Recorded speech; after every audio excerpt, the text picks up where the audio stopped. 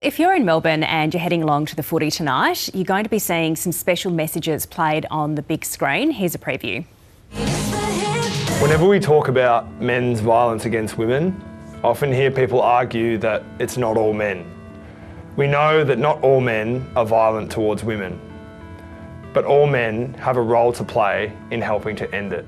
Every family has the right to feel safe. Family violence harms too many Australians each year. Family violence is a national disgrace. We need to call it out.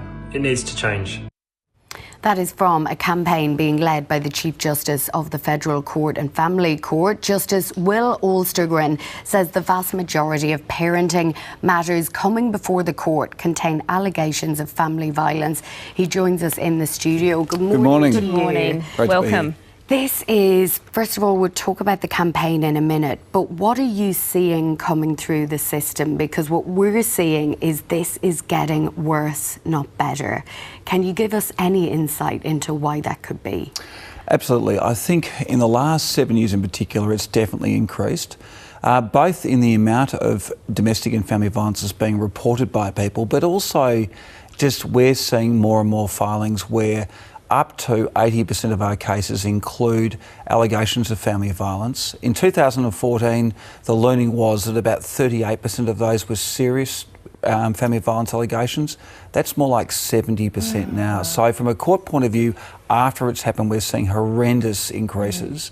And also the issues are getting worse and worse for women and children.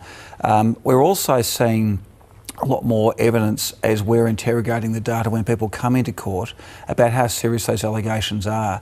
And it's just quite frightening. And it's the sort of thing that really is just totally unacceptable. It certainly is. How did this campaign then come about and your involvement in it?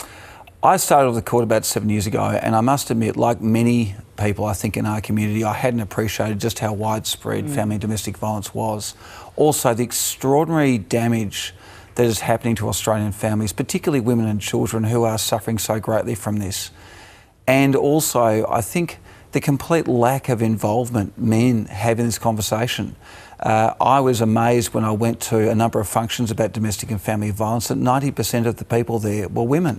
They already know the message. They're doing such an amazing job through 1-800-RESPECT, through Our Watch and others, and through Rosie, Batty and other people leading the way. But men are almost absent from it.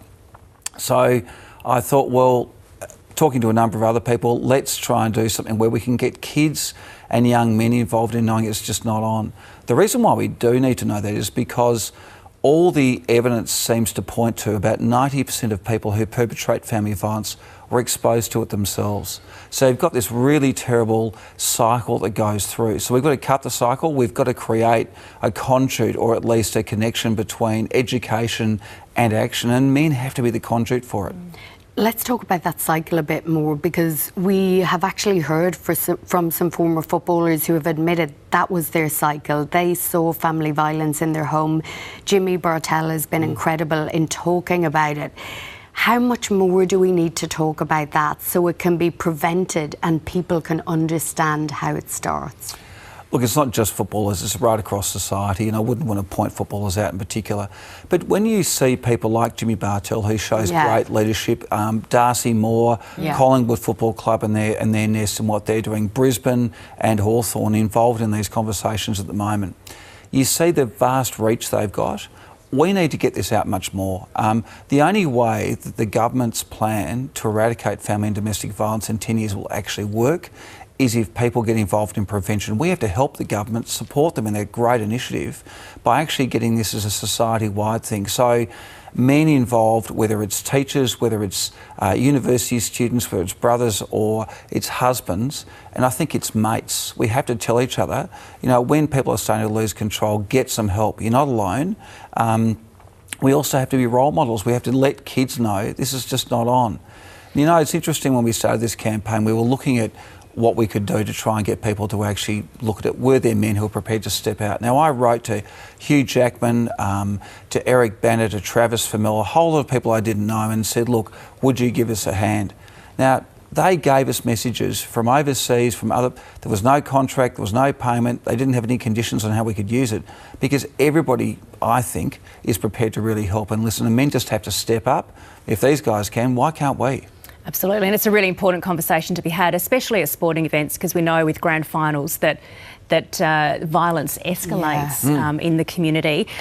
Chief Justice, thank you so much for coming in. We know people will be seeing this campaign tonight at the G, but we certainly hope it continues to spark more conversation and break that cycle. Look, thanks so much, and I just hope that someone today thinks about it. If they haven't had their conversation with their son, they certainly should. Thanks very much for having me on. Thank you. Thanks for coming in. Thank you so much for coming in. And if this story has raised any issues for you, you can get help by calling the National Sexual Assault, Domestic and Family Violence Counselling Service. The number's on your screen. The website is there as well. Please do not hesitate to get in touch. People are there to help you.